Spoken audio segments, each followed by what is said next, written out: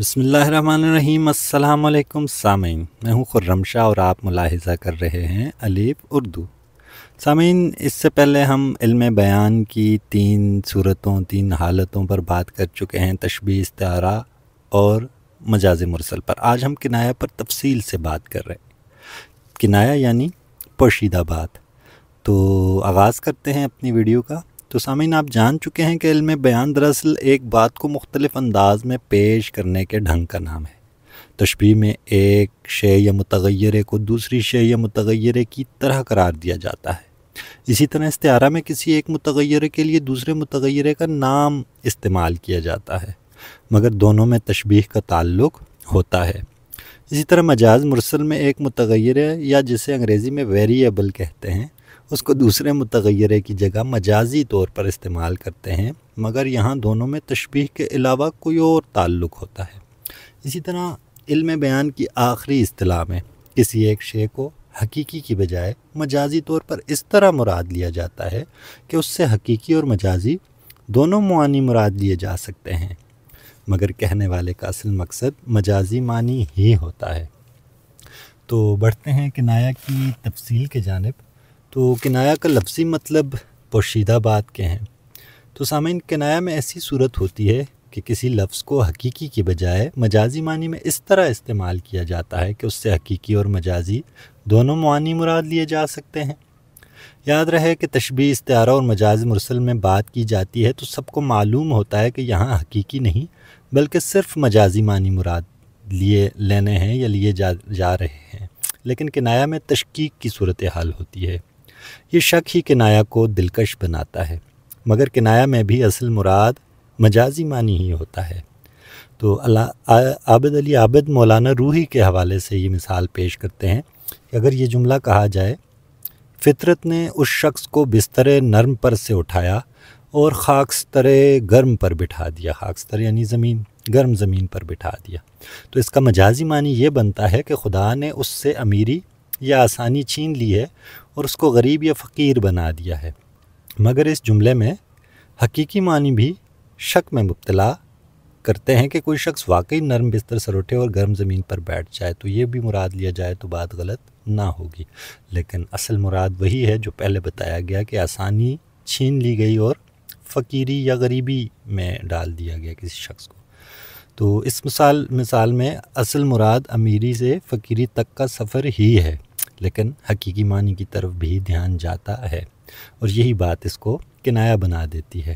اسی طرح کہا جاتا ہے کہ بال سفید ہو گئے، میں نے بال یوں ہی تو سفید نہیں کیے، یا کہا جاتا ہے کہ بال سفید ہو گئے مگر عادتیں نہ بدلی، تو وہ بال سفید ہونے سے مراد بوڑھا ہونا ہوتا ہے، مگر حقیقت میں بھی انسان کے بال سفید ہوتے ہیں یا ہو سکتے ہیں، تو دونوں طرح یعنی بات غلط نہیں ہوگی، لیکن اصل مراد مجازی معنی ہی ہوتا ہے، یعنی یہاں بڑھاپا مراد ہے، عمر گزارنا یا تجربہ مراد ہے۔ جیسے غالب کا شعر ہے کہ جور سے باز آئیں پر باز آئیں کیا، کہتے ہیں ہم تجھ کو منہ دکھلائیں کیا۔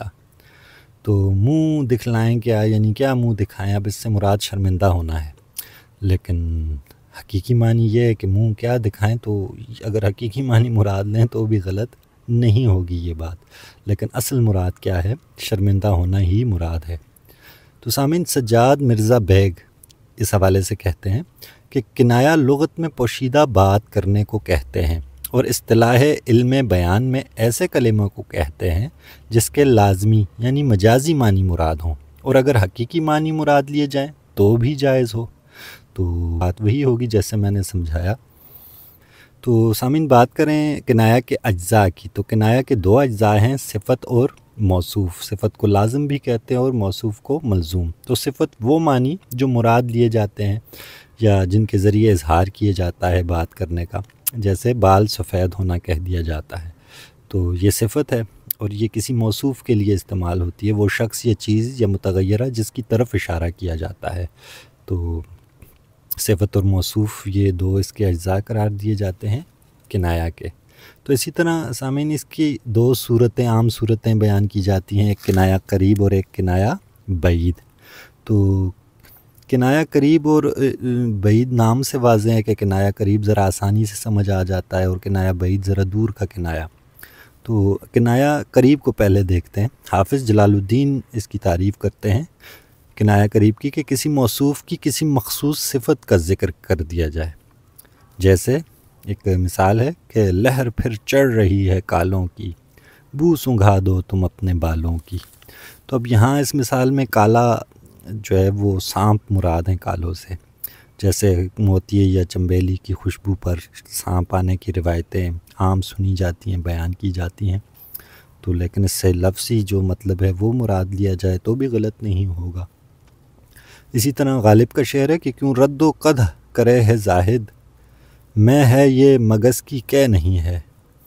تو میں ہے یہ مگس کی کہ شہد کو کہا جاتا ہے یا شہد ہی کو کہا جاتا ہے، تو یہ یعنی اس کی ایک صفت یا ایک اس کا وہ تعارف بیان کر دیا گیا بات کا، لیکن بلا واسطہ جو ہے وہ شہد نہیں کہا گیا، تو یہ کنایہ قریب ذرا آسانی سے سمجھ آ جاتا ہے۔ اسی طرح عام گفتگو میں بھی ہم جیسے سورج کو خسرو انجم کہہ دیں، ٹھیک ہے، ستاروں کا بادشاہ کہہ دیں، تو یہ ایک سلیقہ ہے بات کرنے کا۔ تو اسی طرح بہت سارے اشعار اور یہ عام گفتگو میں ہم کنایہ قریب کا استعمال کرتے ہیں۔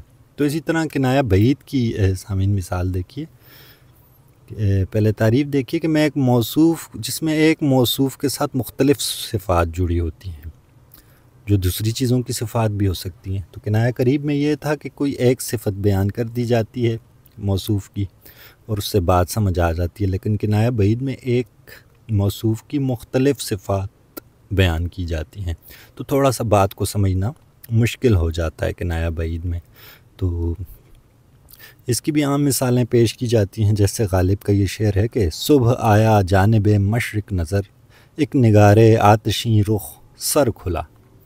تو اب مشرق کی جانب نظر آیا، نگار آتشیں رخ سر کھلا، دو تین صفات کسی چیز کی بیان کی گئی ہیں لیکن نام نہیں لیا گیا، تو یہاں مراد سورج ہے، لیکن اس سے یعنی کسی خوبصورت شخص کی طرف بھی انسان کا اشارہ یا شک جاتا ہے، لیکن اصل مراد کیا ہے؟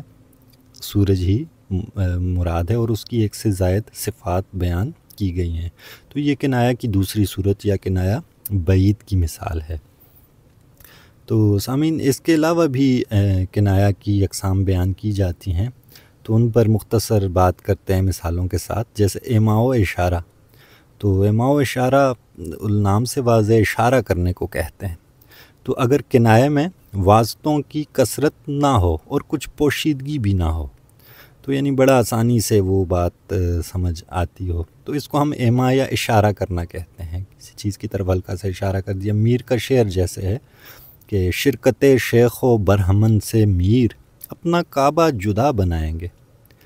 تو اپنا کعبہ جدا بنانا، تو اس کا مطلب ہے الگ طریقہ یا الگ روش اختیار کرنا، لیکن آپ اس سے کعبہ بنانا بھی مراد لے سکتے ہیں، تو شعر کی کیفیت ایسی ہے، تو چونکہ یہ کنایہ ہے تو اس لیے دونوں معنی مراد لیے جا سکتے ہیں، لیکن شاعر کی اصل مراد کیا ہے؟ مجازی معنی، یعنی الگ طریقہ، الگ روش اختیار کروں گا میں، اور یہ نہ اس میں برہمن ہوگا نہ اس میں شیخ ہوگا، کسی قسم کا کوئی مولوی، کسی مذہب کا کوئی نمائندہ نہیں ہوگا۔ تو بہرحال تفصیل میں نہیں جاتے، آگے بڑھتے ہیں۔ تو یہ ایما و اشارہ کی مثال تھی۔ اسی طرح ایک اور قسم ہوتی ہے رمز، تو رمز کہتے ہیں آنکھوں یا بھووں کا اشارہ کر دینا۔ تو اس میں یہ صورت یہ ہوتی ہے کہ کنایہ میں واسطے تو کم ہوتے ہیں لیکن تھوڑی سی پوشیدگی یعنی ملحوظ رکھی جاتی ہے، تو اسے ہم رمز کہتے ہیں۔ جیسے مثال ہے کہ میں نے مجنوں پہ لڑکپن میں اسد سنگ اٹھایا تھا کہ سر یاد آیا۔ اب یہاں سنگ اٹھانا اور اپنا سر یاد آنا اس کے اپنی عاشقی کی طرف مراد ہے، کہ یعنی کبھی ممکن ہے کہ میں بھی جو ہے وہ عاشق بنوں گا تو مجھے بھی پتھر پڑ سکتے ہیں، تو ہلکا سی یعنی ہلکی سی اس میں پوشیدگی ہے۔ تو اسی طرح ایک اور شعر ہے کہ سیاہی منہ سے گئی دل کی آرزو نہ گئی، ہمارے جامع کہنا سے میں کی بو نہ گئی۔ تو جامع کہنا سے میں کی بو نہ جانا، تو جامع کہنا پرانے کپڑے، تو حقیقی مراد یہاں بوڑھا ہونا مراد ہے، پرانے کپڑوں سے مراد، لیکن جامع کہنا بھی آپ مراد لے سکتے ہیں، یعنی کہ شاید اپنے پرانے کپڑوں کا واقعی کہہ رہا ہے۔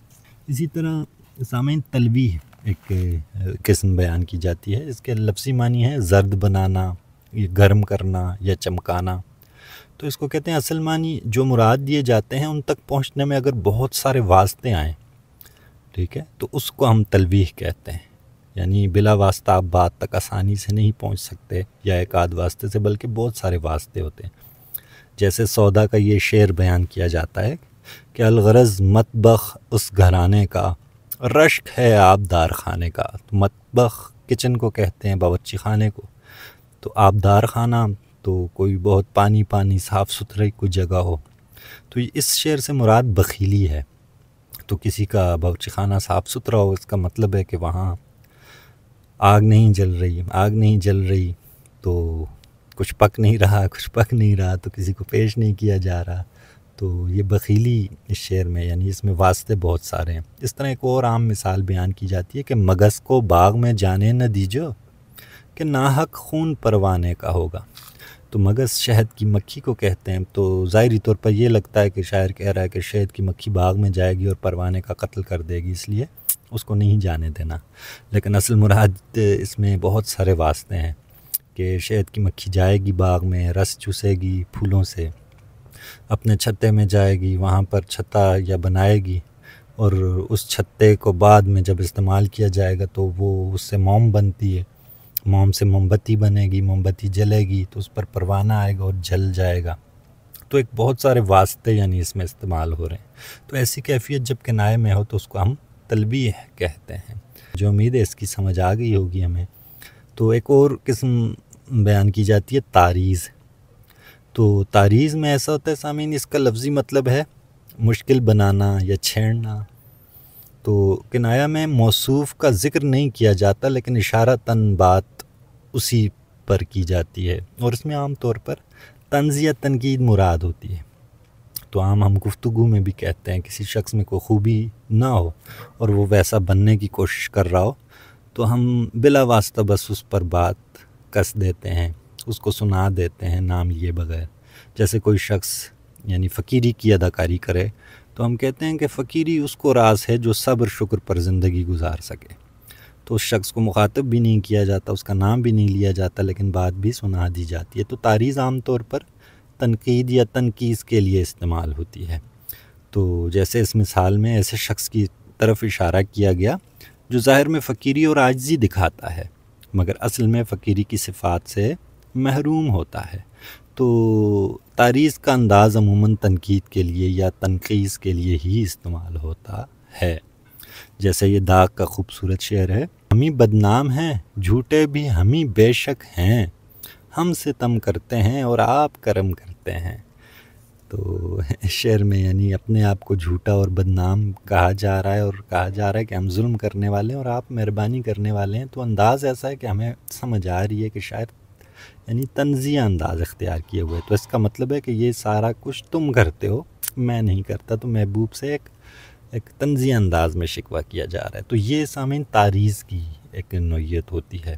جو امید ہے ہمیں سمجھ آیا ہوگا کہ ہم نے کنایہ کی تعریف کی، اس کا لفظی مطلب دیکھے، اس کے اصطلاحی مطلب دیکھے، اور ہم نے اس کی دو صورتوں کنایہ قریب اور کنایہ بعید پر بات کی. پھر اس کی کچھ اقسام جیسے ماء و اشارہ، رمز، تلویح اور تعریض پر بات کی. تو سامعین، علم بیان کے اس سلسلے کا اختتام اس بات پر کرتے ہیں کہ سادہ بات کرنے سے علم بیان کی اصطلاحوں میں بات کرنا زیادہ دلکش ہوتا ہے اور بات میں زیادہ زور پیدا ہوتا ہے. اس طرح علم بیان کی اصطلاحوں میں تشبیہ بہت دلکش ہوتی ہے، مگر استعارہ تشبیہ کی بلیغ اور زیادہ دلکش صورت ہوتی ہے. اسی طرح بات کو صراحت سے، وضاحت سے بیان کرنے کی بجائے اگر کنایہ کے انداز میں بات کی جائے تو وہ زیادہ من کو بھاتی ہے. تو یہ گفتگو کی خوبیاں ہیں جو شعراء اور ادیب اور اچھے گفتگو کرنے والے لوگ استعمال کرتے ہیں. تو سامعین، مجھے امید ہے کہ ہم نے ان مباحث سے کافی کچھ سمجھا ہوگا.